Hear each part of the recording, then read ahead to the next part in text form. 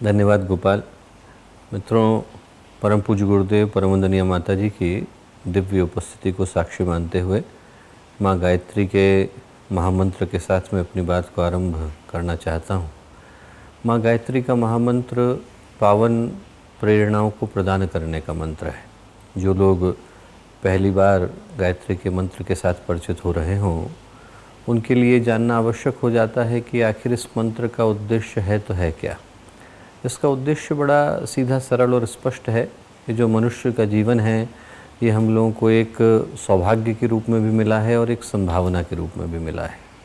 एक ऐसी संभावना है जहाँ पर यदि व्यक्ति अपने जीवन में पतन के द्वार का चयन करता है तो गिरते गिरते उसको अंगुलीमाल बनते देर नहीं लगते, और यदि उत्थान के मार्ग का चयन करता है तो उठते उठते उसको बुद्ध बनते देर नहीं लगते।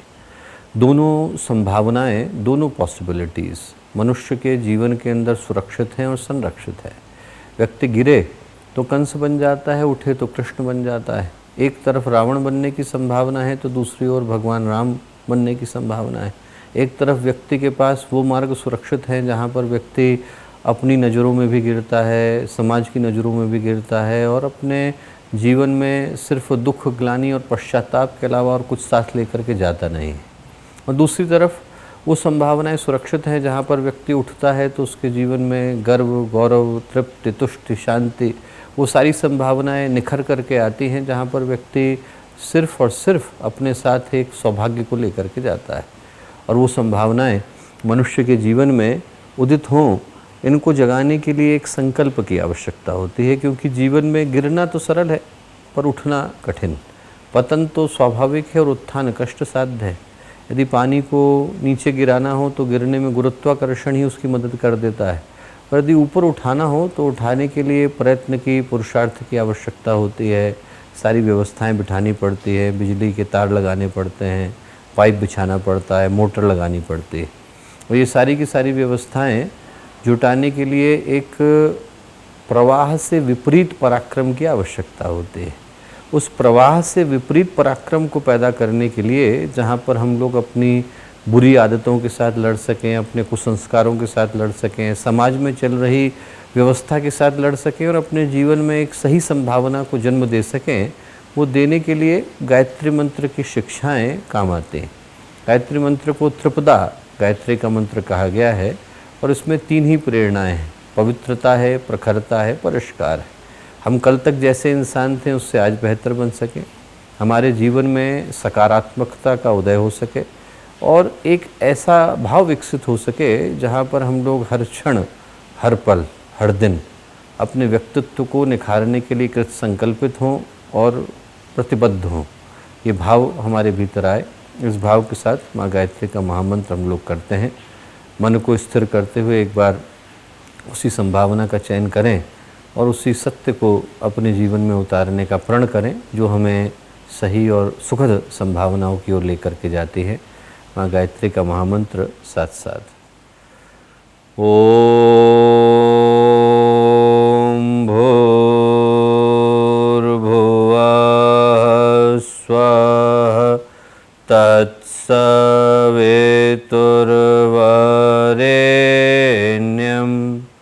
भर्गो देवस्य धीमहि धियो यो नः प्रचोदयात्।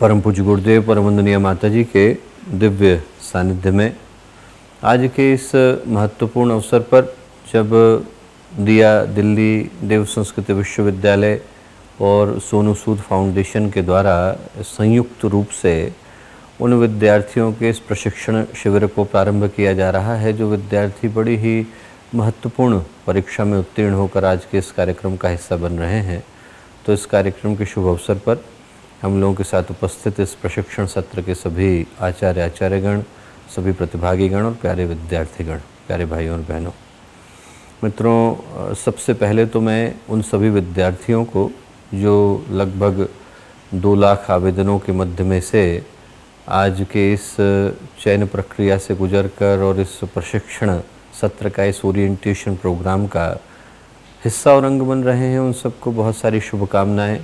न केवल देव संस्कृत विश्वविद्यालय और दिया दिल्ली के ओर से देना चाहता हूं, बल्कि एक बृहत्तर गायत्री परिवार की ओर से देना चाहता हूं, क्योंकि आज का दिन आप सबके जीवन का सबसे कीमती, महत्वपूर्ण और बहुमूल्य दिन है। न केवल इसलिए क्योंकि आज आप एक महत्वपूर्ण परीक्षा को उत्तीर्ण करके सौभाग्य का हिस्सा बन रहे हैं, बल्कि इसलिए भी क्योंकि आज इस परीक्षा को उत्तीर्ण करने के साथ साथ एक ऐसे जनसमूह का हिस्सा बन पाने का सौभाग्य आप लोगों को मिल रहा है जिसको कि हम लोग गायत्री परिवार के नाम से जानते हैं, देव संस्कृत विश्वविद्यालय शांति कुंज हरिद्वार के नाम से जानते हैं और दिया दिल्ली के नाम से जानते हैं। नाम इनके अलग अलग हो सकते हैं, पर सारे के सारे जो संगठन हैं, संस्थान हैं, वो एक ही उद्देश्य के लिए प्रतिबद्ध हैं और एक ही उद्देश्य के लिए कृतसंकल्पित हैं, जिसको परम पूज्य गुरुदेव ने आज से वर्षों पहले मनुष्य में देवत्व का उदय और धरती पर स्वर्ग का अवतरण कह करके पुकारा। ये जो 15 करोड़ लोगों का गायत्री परिवार है, हजारों लोगों के हजारों संगठन जो प्रज्ञा संस्थान के नाम से जाने जाते हैं, इन सब का जो एक सम्मिलित स्वरूप है, यदि ध्यान से देखें तो उसका उद्देश्य एक ही है, आत्म परिष्कार और लोकमंगल। मैं बेहतर इंसान बन सकूं और समाज को एक अच्छी राह पर चलने की प्रेरणा दे सकूं। ये इस 15 करोड़ लोगों वाले गायत्री परिवार का और 5000 प्रज्ञा संस्थानों वाले गायत्री परिवार का एक मात्र लक्ष्य है, एकमात्र उद्देश्य है। और आज के दिन जब आप लोग इस बृहत्तर और देवी और ईश्वरीय संकल्प का हिस्सा बन रहे हैं, आप लोग आए तो इसलिए हैं क्योंकि आप सिविल सर्विसेज की इन परीक्षाओं में उत्तीर्ण होकर भारत के इस प्रतिष्ठित सिविल सर्विसेज का हिस्सा बन सकें। पर इसके साथ साथ आज एक ऐसा सौभाग्य जुड़ गया है जहाँ पर आप लोग देव संस्कृत विश्वविद्यालय का भी हिस्सा बन गए हैं, दिया दिल्ली का हिस्सा भी बन गए हैं और बृहत्तर गायत्री परिवार का हिस्सा भी बन गए हैं। और मेरी जिम्मेवारी हो जाती है कि जब मैं इतने सारे लोगों का और इस ईश्वरीय योजना के एक छोटे से घटक के रूप में और एक छोटे से कार्यकर्ता के रूप में आपसे संवाद स्थापित कर रहा हूँ, तो उस उद्देश्य की ओर इशारा कर सकूँ जिसका हिस्सा आज आप लोग चाहे अनचाहे, जाने अनजाने बन ही चुके हैं। आप कल्पना करके देखिए कि आज भारत की भूमि पर कितने विश्वविद्यालय हैं, 946 के करीब है, 1 लाख के करीब महाविद्यालय हैं। यदि हम लोग कैंपसेस को गिने और संगठक महाविद्यालयों को गिने, कॉन्स्टिट्यूएंट कॉलेजेस को गिने, जो लोग ऑनलाइन माध्यम से एजुकेशन को दे रहे हैं, जो लोग डिस्टेंट माध्यम से दे रहे हैं, जो लोग किसी अन्य माध्यम से दे रहे हैं, वैल्यू एडिशन के प्रोग्राम्स हैं, मॉड्यूलर प्रोग्राम्स हैं, ब्रिज कोर्सेज हैं, उन सारे संगठनों को देने वाले यदि हम लोग स्किल बेस्ड इंस्टीट्यूशंस को गिने तो संख्या लाखों में चली जाती है। आप सिर्फ हरिद्वार से निकलें और दिल्ली को जाइए और नेशनल हाईवे के दोनों तरफ देखते हुए जाइए तो आपकी आँख जो है कम से कम 200 या 300 बार ऐसे शैक्षणिक संस्थानों से टकराएगी जहाँ पर किसी न किसी रूप में उच्चतर शिक्षा प्रदान ही की जा रही है। तो जब गुरुदेव ने इस विश्वविद्यालय का सपना देखा होगा और देखे हुए एक लंबी अवधि गुजर गई, तो आप कल्पना करके देखें कि उस स्वप्न के पीछे का उद्देश्य क्या रहा होगा। सामान्य व्यक्ति ने देखा होता तो मैं कहता सपना था, पर यदि एक ऐसे व्यक्तित्व ने देखा, गुरुदेव के व्यक्तित्व का मूल्यांकन करके देखें कि यदि एक ऐसे व्यक्तित्व ने देखा जिनने 3400 के करीब पुस्तकें लिखी, हजारों के करीब लोगों को एक अच्छी दिशा में चलने के लिए प्रेरित किया, उन्हीं के द्वारा स्थापित जो केंद्र हैं गुरुदेव के स्वयं के द्वारा, उनकी संख्या हजारों में चली जाती है।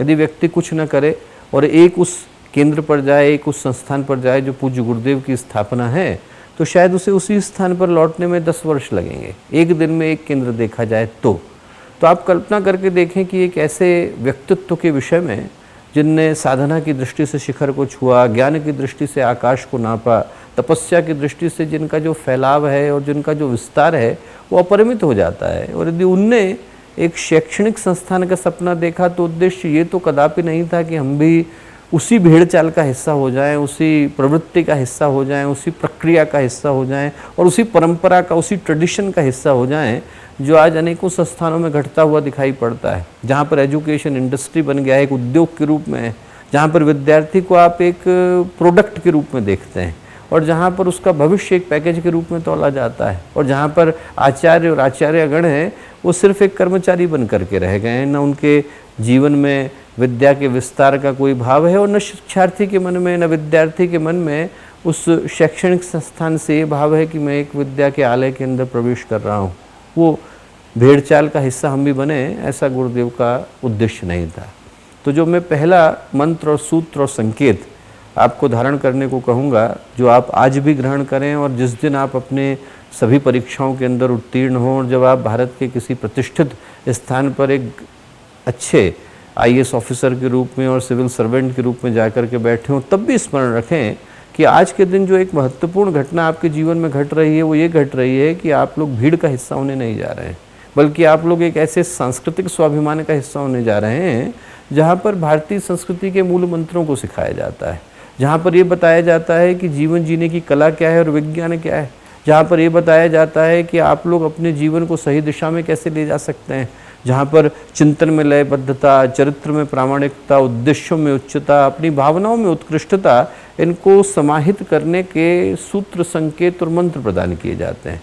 तो निश्चित रूप से जब आप इस हिस्से का, इस देवीय हिस्से का एक अंग बन रहे हैं और एक देवीय योजना का भाग बन रहे हैं, तो यहाँ तक पहुँचने के लिए आपकी अपनी योग्यता तो जिम्मेवार है ही, पर साथ ही साथ वो देवीय योजना और ईश्वरीय संकल्प भी इसका आधार है जो आपको खींच करके लाई।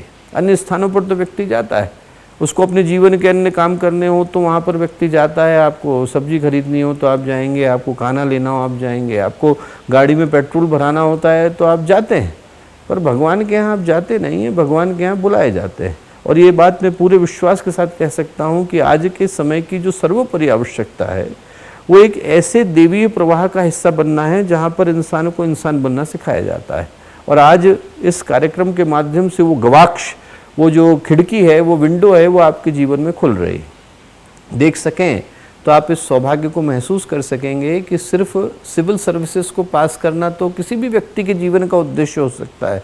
2 लाख के करीब एस्पिरेंट तो इसी प्रक्रिया का हिस्सा थे, जो लोग आपके साथ साथ इस प्रोजेक्ट का हिस्सा बनना चाहते थे। तो सिविल सर्विसेज पास करना जीवन में महत्वपूर्ण है, पर एक देवीय योजना का अंग बनना उससे भी बड़ा सौभाग्य है। और आज इस कार्यक्रम के माध्यम से आप उस डिवाइन ऑब्जेक्टिव का, उस ईश्वरीय संकल्प का हिस्सा होने जा रहे हैं। रामकृष्ण परमहंस के जीवन का घटनाक्रम मुझको स्मरण आता है, आप लोग पढ़ करके देखिएगा। मास्टर महाशय ने लिखा है, घटना लिखी है कि जब केशव चंद्र सेन थे, ब्राह्म समाज के अध्यक्ष हुआ करते थे, और वो रामकृष्ण परमहंस से मिलने के लिए गए।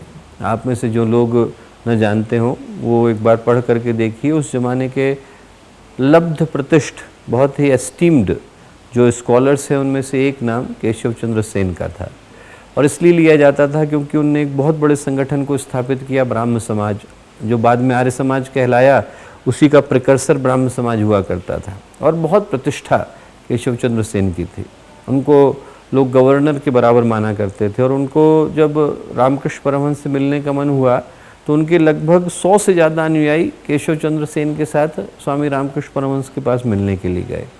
और जो घटनाक्रम है वो इस प्रकार है कि जब केशव चंद्र सेन मिलने के लिए आए तो उनके साथ साथ मिलने वालों में एक स्वामी विवेकानंद भी थे। और स्वामी विवेकानंद की स्थिति उस समय बड़ी दयनीय थी। एक दिन पहले ही उनको जॉब से रिजेक्ट किया गया था, उससे पहले 50 के करीब जॉब एप्लीकेशन से उनको कंप्लीट रिजेक्ट कर दिया गया था, घर में लाले पड़े हुए थे, स्थिति बहुत दयनीय थी। और वो इस आशा के साथ उस भीड़ का हिस्सा होकर के आए कि हमारे गुरु रामकृष्ण परमहंस यदि केशव चंद्र सेन को इशारा कर देंगे तो शायद मुझे जॉब मिल जाएगी। आप कल्पना करके देखो मनस्थिति क्या रही होगी स्वामी विवेकानंद की। एक ऐसे व्यक्तित्व जिनने लगभग पूरे विश्व को अपने उपस्थिति से मथ करके रखा, उनके लिए वो दिन भी थे जब उनको एक छोटी सी जॉब भी मिलनी मुश्किल हो रही थी। छोटी सी जॉब, प्राइमरी स्कूल के टीचर की जॉब नहीं मिली थी। और वो उसके बाद बड़े दुख की स्थिति में उस भीड़ का हिस्सा होकर के आए। जो भीड़ का हिस्सा होकर के आए, रामकृष्ण परमहंस ने केशव चंद्र सेन को तो एक तरफ बिठाया, विवेकानंद के पास जाकर ज़मीन में बैठे और विवेकानंद से बात करने लगे। तो लोगों को लगा कि शायद रामकृष्ण परमहंस पहचान नहीं पाए, इतने बड़े व्यक्ति आए हैं, प्रेसिडेंट आए हैं। तो लोगों ने कहा कि साहब वो प्रेसिडेंट तो उधर बैठे हैं, उन्होंने कहा वो तो ठीक है, पर उधर दीपक जल रहा है और इधर सूरज उगने वाला है। विवेकानंद की ओर इशारा करके बोले इधर सूरज उगने वाला है, और बोले मैं वो बोलता हूँ जो मुझे दिखाई पड़ता है। और उसके बाद फिर केशव चंद्र सेन से रामकृष्ण परमहंस ने प्रश्न किया, बोले केशव जो तू कर रहा है वो करने के लिए भगवान का आदेश हुआ है? उन्होंने कहा नहीं हुआ। बोले फिर नहीं चलेगा, रुक जाएगा। और बोले ये वाला चलेगा। ये वाला मतलब रामकृष्ण परमहंस का जो तार विवेकानंद से जुड़ रहा था, बोले ये वाला चलेगा क्योंकि ये ईश्वरीय योजना है। और बोले ईश्वरीय योजना को रोक पाने का साहस किसी में होता नहीं। अब आप उसी घटना की तुलना इस शांति कुंज के गायत्री परिवार की स्थापना से करके देखिए। गुरुदेव ने अखंड ज्योति को लिखने से इस योजना की शुरुआत करी, और जब गुरुदेव अखंड ज्योति को लिखा करते थे 1939 की 40 की बात मैं कर रहा हूँ, तो गुरुदेव जो है हाथ से पूरी अखंड ज्योति लिखते थे, हाथ से। जितने उसके पन्ने हैं गुरुदेव हाथ से लिखा करते थे और 200 घरों में पहुंचा के आया करते थे। तो जिनके पास गुरुदेव गए उनने कहा कि साहब एक आध महीने के लिए तो ठीक है, बाकी कैसे चलाओगे आप, कब तक हाथ से लिखोगे? बोले पैसे आपके पास है नहीं, बोले एडवर्टाइजमेंट आप लेते नहीं हैं, लोगों से आप कंट्रीब्यूशन लेते नहीं हैं, आप कहते हैं कि बेचेंगे नहीं, दान नहीं लेंगे, फिर कैसे चलेगी? तो फिर गुरुदेव ने क्या लिखा अखंड ज्योति में? गुरुदेव ने लिखा अखंड ज्योति में कि इंसान की चलाई हुई हो तो कल रुक जाए, भगवान की चलाई हुई हो तो चलनी चाहिए। तो ये जो भगवान की योजना है इसको रोक पाने का साहस किसी में होता नहीं, साहस किसी में है नहीं, पर इसके साथ जो जुड़ते हैं वो सौभाग्यशाली कहलाते हैं। आज के दिन जो दूसरा मंत्र आप अपने साथ लेना वो ये लेना कि आज आप लोग एक देवी योजना का अंग बन रहे हैं। आंखें खुलती हैं तो व्यक्ति भगवान को देख पाता है, बंद रहती हैं तो कोई मतलब ही नहीं। दुर्योधन के सामने भी भगवान प्रकट हुए थे और विदुर के सामने भी हुए थे, एक ही कक्ष में एक ही दरबार में हुए थे। देखने के लिए आँखों की आवश्यकता होती है। जिस चीज़ को मैं स्मरण दिलाना चाहता हूँ वो ये दिलाना चाहता हूँ कि आज आप लोग एक भीड़ का हिस्सा होने नहीं जा रहे हैं, बल्कि एक ईश्वरीय संकल्प का हिस्सा होने जा रहे हैं। और उस ईश्वरीय संकल्प का उद्देश्य क्या है? उस ईश्वरीय संकल्प का उद्देश्य है कि ये जो भारत की मिट्टी है, जो संस्कारों की मिट्टी है, संस्कृति की मिट्टी है, जहाँ पर हम लोगों ने उन उद्घोषों को जन्म दिया है जो आज भी विश्व को दिशा देते हुए नजर आते हैं, उन संस्कारों को फिर से सुरक्षित रखने की आवश्यकता है। ये संस्कार आगे बढ़ ही तब पाएंगे जब वो व्यक्तियों के माध्यम से, व्यक्तित्वों के माध्यम से, उनके जीवन के माध्यम से प्रकाशित होंगे। किताबों के अंदर तो सिर्फ बातें रखी जाती हैं, जब तक वो किसी व्यक्तित्व के माध्यम से प्रवाहित नहीं होते, प्रसारित नहीं होते, प्रकाशित नहीं होते, तब तक उनका कोई मूल्य थोड़ी रह जाता है। हम लोग हिंदी में प्रयोग करते हैं शब्दों का, हम कहते हैं जायदाद है, विरासत है। जायदाद क्या हुई? जायदाद हुई जिसको हम कहते हैं घर है, मकान है, पैसा है, जेवर है। ये आज तक किसी के नहीं हुए हैं। इनको इस हाथ में रखो, आप उस हाथ में रखो, जायदाद को थोड़ी फर्क पड़ता है। शर्मा जी का देहांत हो जाता है तो शर्मा जी के मकान को थोड़ी टेंशन है कि मैं आत्महत्या कर लूँगा, शर्मा जी के बगैर नहीं रहूँगा। गुप्ता जी को बिठा दो आप उसमें, उसको कोई फ़र्क नहीं है। शर्मा जी का मकान चाहे कहीं चला जाए, उस पर आप मॉर्गेज चला जाएगा तो बैंक कब्जा कर लेगा, बैंक का मन करेगा तो मॉल खोल देगा, वो किसी का हिस्सा हो जाएगा। शर्मा जी को चिंता होगी कि हमारा मकान कहाँ गया, मकान को कोई चिंता नहीं होगी, क्योंकि जायदाद आज तक किसी की हुई नहीं। ज़मीन ही है, ज़मीन पर दावे करने वाले कितने बदल गए हैं। असुरों ने भी समझा उनकी थी, अंग्रेजों ने भी समझा उनकी थी, रावण ने भी समझा उनकी थी, सिकंदर ने भी समझा उनकी थी, दुर्योधन ने भी समझा उनकी थी। उनके साथ ज़मीन गई क्या? ज़मीन तो वहीं की वहीं है। दुर्योधन चला गया, वो सूच्यग्रम नैव दास्यामि बिना युद्धे न कैशव, सुई के बराबर नोक ज़मीन जो है नहीं दूंगा बिना युद्ध के, ये कहने वाला दुर्योधन तो चला गया, ज़मीन तो वहीं की वहीं है। आप कल्पना करके देखो कि सिर्फ दावे करने वाले बदलते हैं, ज़मीन वहीं की वहीं है। और जिस दिन ज़मीन दावा करती है उस दिन तो आदमी को जाना ही पड़ता है। आदमी के पास से वो ज़मीन छिन जाती है, पैर तले की ज़मीन चली जाती है, और सिर्फ आदमी उसको पाने के लिए दौड़ता है। ज़िंदगी भर आदमी दौड़ता है कि ये मिल जाए, वो मिल जाए, पर मिलता तो कुछ नहीं। सिकंदर की कहानी है। सिकंदर जो है जाने को हुआ तो उसने अपने सेनापति से क्या कहा कि मेरी मुट्ठी खोल करके रख देना, ताकि दुनिया को पता चले कि वो सिकंदर जो ज़िंदगी भर कुछ पाने के लिए दौड़ा, जब गया तो खाली हाथ ही गया, लेकर के तो सिकंदर भी नहीं गया। आदमी लेकर के यहाँ से कुछ नहीं जाता है, जो लेकर के जाता है उसका नाम तो शुभकर्मी है। और व्यक्ति उसको छोड़ करके उन चीज़ों को पाने के लिए दौड़ता है जो उसको मिलती नहीं। ज़िंदगी भर व्यक्ति दौड़ता है। गोरकी ने कहानी लिखी है एक किसान के बारे में कि उसने पढ़ा कि साइबेरिया में ज़मीन मुफ्त में दे रहे हैं। लगा कि साहब हमको भी मिलनी चाहिए। गया वो साइबेरिया में, गांव के प्रधान से पूछा आप लोग मुफ्त में ज़मीन दे रहे हैं? बोले बिल्कुल मुफ्त में दे रहे हैं। क्या करना पड़ेगा? बोले कुछ नहीं करना पड़ेगा, सुबह का सूरज उगेगा, हम आपको 4 झंडियाँ पकड़ाएंगे। बोले आप झंडी लेकर के भागना, जितना आप उत्तर में भाग गए उतना भागना और जाकर के एक झंडी गाड़ देना। पूरब में दूसरी गाड़ना, पश्चिम में तीसरी गाड़ना, दक्षिण में हम लोग खड़े, we are here, whatever you cover belongs to you. बोले बस। बोले फिर आज तक किसी को मिला क्यों नहीं? बोले अरे भाई दौड़ो तो सुबह, पता चलेगा। सुबह का सूरज उगा, उन्होंने 4 झंडियाँ पकड़ाई, भागना शुरू करा। जितना भागा उतना लालच बढ़ा। गोरकी ने लिखा है कि उस व्यक्ति के मन में आया, अरे सारी ज़मीन तो मेरी ही है। और फिर उसको लगा कि अब जब मुझे एक ही दिन मिला है भागने को तो कितना भागूं। उसने कहा जब मैं खाना क्यों लेके भाग रहा हूँ, खाना फेंका। बोले ज़्यादा दूर पहुँच जाऊँगा। पानी क्यों लेके जा रहा हूँ, पानी फेंका। उसने अपने कपड़े भी उतारे, ज़्यादा दूर तक पहुँच जाऊँगा। 2 बजे याद आया कि झंडी भी तो गाड़नी थी, झंडी गाड़ी, इधर गया दूसरी गाड़ी, इधर गया तीसरी गाड़ी। उधर गोरकी ने लिखा है कि साइबेरिया का समय था, शीत प्रदेश है, ठंडा स्थान है, कपड़े पहने नहीं थे, खाना खाया नहीं था, पानी पिया नहीं था, भागा चला जा रहा था। बोले उसमें प्राण जाने लगे। उधर सूरज डूब रहा था, इधर जो है प्राण जा रहे थे। एकदम आकर के लुढ़का और जो अंतिम लाइन थी, फिनिश लाइन से 6 फीट पहले उसके होश चले गए, ज़मीन पे गिर गया, बेहोश हो गया। होश आया तो देखा पूरा गांव इकट्ठा है और इकट्ठा होकर के ताली बजा रहा है। बोले भैया तुम तो बहुत दूर आ गए, इससे पहले जितने आए वो लालच में इतने पड़े कि आज तक लौटे नहीं, झंडियाँ ही गाड़ रहे। उसको लगा कि मैं इतनी दूर तक आ गया तो शायद ज़मीन मुफ्त में दे देंगे। उसने गांव के प्रधान से पूछा कि भैया इस ज़मीन का आप करोगे क्या, जो मेरी उंगली और फिनिश लाइन के बीच में रह गई है? बोले इसमें तो तुम्हारे को गाड़ेंगे, तुम्हारे मरने की प्रतीक्षा कर रहे हैं, इतनी ज़मीन तुम साथ लेकर के जाते हो। गोरकी ने लिखा है 6 feet underground, that's the only land you take but you run for rest of your life. तो जो कहानी का मर्म है वो हर व्यक्ति के जीवन का मर्म है। व्यक्ति भाग रहा है, उन चीज़ों को पाने के लिए भाग रहा है जो आज तक किसी की हुई नहीं है, पर आदमी को लगता है कि शायद हमारी हो गई, पहले वाले की नहीं हुई, हो सकता है हमारी हो जाए। हर व्यक्ति को यही भ्रम है और आदमी ज़िंदगी भर दौड़ता जाता है। ये कहने का उद्देश्य नहीं है कि व्यक्ति इन चीज़ों को प्राप्त न करे। लौकिक विकास के विरोध में कहानियाँ नहीं हैं।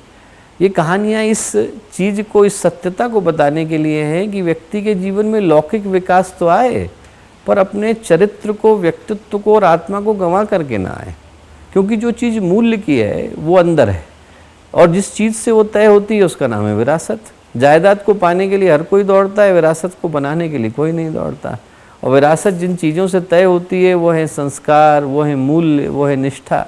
संपत्ति महत्वपूर्ण है पर संस्कृति उससे भी ज़्यादा महत्वपूर्ण है। संपदा महत्वपूर्ण है पर संस्कार उससे भी ज़्यादा महत्वपूर्ण है। पैसा महत्वपूर्ण है पर परिष्कृत व्यक्तित्व उससे भी ज़्यादा महत्वपूर्ण है। और यदि आप ध्यान से देखो तो भारत ने पूरे विश्व को जो दिया वो परिष्कृत व्यक्तित्व दिए। टाटा बिरला भी दिए पर भामाशाह भी दिए। यहाँ से अच्छे लेखक भी निकले पर कबीर, सूर, तुलसी और मीरा और चैतन्य भी निकले। वो व्यक्तित्व निकले जिनके आधार पर और उनके जीवन को प्रकाश का केंद्र बनाकर अनेकों देशों में आज भी संस्कृति की गाथाएं गाई जाती हैं। जो मूल्य है वो संस्कारों का है, जो मूल्य है इस देश की मिट्टी का, वो इस आधार पर तय होता है कि हमारे यहाँ से कितने संस्कारवान व्यक्तित्व निकल करके आते हैं, कितने संस्कृति निष्ठ पुरुष निकल करके आते हैं। आप शिवाजी की कहानी को पढ़ना, शिवाजी जा रहे थे अपने गुरु के साथ, समर्थ गुरु रामदास के साथ। तो जाते जाते एक जगह पर बाढ़ का पानी आया, जैसा आप पानी सुन रहे हैं अभी हमारे में बारिश बहुत हो रही है, तो बाढ़ का पानी आया। बाढ़ का पानी आया तो उनने देखा कि शिवाजी जो है पीछे चलते थे गुरु के। उनने अपने गुरु का हाथ पकड़ा, बोले मैं आगे जाऊंगा। तो समर्थ गुरु रामदास ने रोका, बोले नहीं तू मेरे पीछे चलेगा। बोले नहीं गुरुदेव मैं आगे चलूँगा, आज आपकी बात नहीं मानूंगा। गए, वो पानी नाप करके आए और फिर वापस आए और बोले कि गुरुदेव चल सकते हैं। तो बोले वो तो ठीक है पर तूने मेरी बात क्यों नहीं मानी? तो शिवाजी ने क्या उत्तर दिया? शिवाजी ने कहा कि गुरुदेव यदि समर्थ गुरु डूब जाते तो 10 शिवाजी मिलकर के एक समर्थ गुरु तैयार नहीं कर पाते। बोले मैं डूब जाता तो आप 10 शिवाजी तैयार कर ही लेते। बोले ये जो मूल्य है वो इस देश के संस्कारों का मूल्य है और इस देश के संस्कार यही सिखाते हैं कि आज की तारीख में हम लोगों को इसी तरह के परिष्कृत व्यक्तित्वों को तैयार करने की आवश्यकता है। तो जो दूसरी चीज़ आप याद रखना वो ये याद रखना कि लौकिक विकास के साथ साथ व्यक्तित्व का विकास भी जरूरी हो जाता है। आज व्यक्ति के पास सब कुछ है, बाहर का पैसा है, बाहर की अमीरी है, दिल की गरीबी भी तो पर्याप्त है। व्यक्ति भावनाओं की दृष्टि से तो सब कुछ गंवा करके बैठा है, अंदर व्यक्ति खोखला है, बाहर बातें हैं आडंबर की। तो ऐसे में व्यक्ति के पास रहेगा क्या? जो चीज़ मूल्य की है वो व्यक्ति के व्यक्तित्व के भीतर है। पहली बात याद रखिएगा कि आप भीड़ का हिस्सा नहीं है। जिस दिन आप अपनी राहें बनाते हैं उस दिन ज़माना भी आपके साथ चलता है। दूसरी बात, बाहर के विकास के साथ साथ व्यक्तित्व का विकास ज़रूरी हो जाता है। तीसरी बात, जो चीज़ महत्वपूर्ण हो जाती है वो जीवन में उद्देश्य का होना महत्वपूर्ण हो जाता है। इन चीज़ों को प्राप्त करने के लिए जो चीज़ ज़रूरी है वो जीवन में एक अच्छे उद्देश्य का होना है। अच्छा उद्देश्य होता है तो व्यक्ति अपनी राहें कहीं ना कहीं बना ही लेता है। एक से एक बढ़कर के लोग हुए हैं जिनने अपने जीवन को एक उद्देश्य के साथ तौला, नापा, जीवन को सही दिशा प्रदान करी। चौथा जो सूत्र देना चाहता हूँ वो ये देना चाहता हूँ कि एक जो गुरुदेव कहा करते थे और बहुत महत्वपूर्ण बात कहा करते थे कि समस्या का नहीं, हम लोग समाधान का हिस्सा बने। एक बड़े प्रतिष्ठित व्यक्ति आए शांति कुंज में, और जब शांति कुंज में वो आए तो उनको क्या था कि गुरुदेव के समय की घटना है। वो बोले मैं 26-27 साल का था और अभी तो बहुत प्रतिष्ठित हैं। उस ज़माने में जब आए युवा थे तो शांति कुंज छोटा सा था, अब तो खैर बहुत बड़ा हो गया। उस ज़माने में छोटा सा था और वो गुरुदेव से मिलने के लिए रोज़ जाते थे तो रोज़ किसी की शिकायत लेके जाते थे। बोलते थे गुरुदेव वो जो व्यक्ति नीचे खड़ा है ना वो शांति कुंज के लायक नहीं है, आप हटा दीजिए उसको, देखिए ऐसे बात कर रहा था। फिर अगले दिन गए, बोले कि उसको हटा दीजिए, वो बहुत एजुकेटेड नहीं है। ऐसे 2-3 लोगों की शिकायत उनने करी। चौथे दिन जब गए तो गुरुदेव ने बिठा लिया और जो बातें उससे करी वही मैं आपसे कहता हूँ। उनसे जो बातें गुरुदेव ने कही वो बातें इतनी कीमती थी कि यदि हम में से किसी के जीवन में वो बातें आती हैं तो जीवन की दिशा बदल जाती है। गुरुदेव ने उनसे कहा कि देख ऐसा है बेटा, पहली बात जो बोले देख ऐसा है, हमारा जो गायत्री परिवार है वो भगवान शिव की बारात है। बोले इसमें भूत प्रेत भी चलते हैं और देवता भी चलते हैं। बोले यदि हर व्यक्ति विवेकानंद बन गया होता तो शांति कुंज क्यों आया होता? बोले तो उससे उसके परिष्कार का अधिकार क्यों छीन रहा है? उसको अच्छा इंसान बनने दे। हर व्यक्ति की शिकायत ही करता रहेगा तो उसके अंदर ये आत्मविश्वास कैसे विकसित होगा कि मुझे भी अच्छा इंसान बनना है? बोले उसको छोड़, उसके कर्म के ऊपर छोड़, उसको सुधरने का मौका दे। और दूसरी बात गुरुदेव बोले देख, एक बाघ के अंदर गुबरैला भी होता है और भौरा भी होता है। बोले एक गोबर के ऊपर बैठता है और एक पराग के ऊपर बैठता है। एक को गुण दिखाई पड़ते हैं, एक को दोष दिखाई पड़ते हैं। बोले तो ये देख कि तुझे ज़िंदगी में देखना क्या है। देखने को गलतियाँ भी बहुत हैं और देखने को अच्छाई भी बहुत हैं। बोले गलतियाँ देखेगा तो सिर्फ दुनिया गलतियों से भरी हुई नज़र आएगी, अच्छाइयाँ देखेगा तो लोगों के अंदर अच्छी चीज़ें दिखाई पड़ेंगी। और तीसरी बात, कितनी काम की बात बोले, आप लोगों को हो सकता है कि जीवन के लिए महत्वपूर्ण लगे। गुरुदेव बोले कि देख बेटा, बच्चों में और बड़ों में बहुत सारे अंतर हैं, पर जो एक अंतर है वो ये है कि बच्चे असहाय होते हैं। कोई उनको कुछ कह दे तो रोते हुए मम्मी के पास जाते हैं, आज उसने ऐसा कहा, आज उसने ऐसा कहा, आप उसको डांटिए। और बोले जब बड़े हो जाते हैं यदि ऐसा करेंगे तो छोटे दिखाई पड़ते हैं। बोले यदि तू बड़ा हो गया है तो शिकायतें करता हुआ मत आ, समाधान भी लेकर के आ। सिर्फ उस समस्या को बता जिसका समाधान भी तेरे पास। Only give the problems for which you have the solution, otherwise they are just complaining and whining about it. आपके जीवन में समग्रता तब आती है जब आप समस्या के साथ समाधान को भी ढूंढते हैं। तो जो चौथा सूत्र है आज के लिए और अंतिम सूत्र है वो यही है कि सिर्फ समस्या को मत देखिए, समाधान को भी देखिए। याद रखिए कि आप भीड़ का हिस्सा नहीं हैं, आपसे एक नई शुरुआत हो रही है। आपने परीक्षाएं बहुत उत्तीर्ण करी होंगी, पर आज की परीक्षा को उत्तीर्ण करने के साथ साथ आप एक देवीय योजना का हिस्सा बने। याद रखिए कि सिर्फ बाहर का विकास नहीं, भीतर का विकास भी ज़रूरी है। जायदाद तो दुनिया बना ही रही है, हम लोग विरासत को बनाने के लिए आए। याद रखिए कि जीवन में उद्देश्य निकल कर के आए, और याद रखिए कि सिर्फ समस्या नहीं, हमारे जीवन में समाधान भी निकल कर के आए। सिर्फ समस्याएं बतानी हो तो व्यक्ति शिकायतों में ज़िंदगी गुजार देता है, समाधान निकलते हैं तो जीवन की नई दिशा निकल कर के आती है। ये सब सूत्र आपके जीवन में कहीं ना कहीं किसी नई शुरुआत को जन्म दे कर के जाएँ तो फिर इन बातों को कहना सार्थक हो सकेगा। और जैसे ही समय मिले और जैसे ही वर्तमान परिस्थितियाँ आपको अनुमति प्रदान करें तो एक बार शांति कुंज अवश्य आएँ, देव संस्कृति विश्वविद्यालय अवश्य आएँ। आप लोगों को यहाँ देखकर हम लोगों को बहुत खुशी होगी, सौभाग्य होगा। सभी को पुनः बहुत सारी शुभकामनाएं, बहुत सारी मंगल कामनाएं। हमारे YouTube चैनल शांति कुंज वीडियो गायत्री परिवार को सब्सक्राइब करें एवं बेल आइकन जरूर दबाएं ताकि गायत्री परिवार की विभिन्न गतिविधियों की जानकारी आपको मिलती रहे।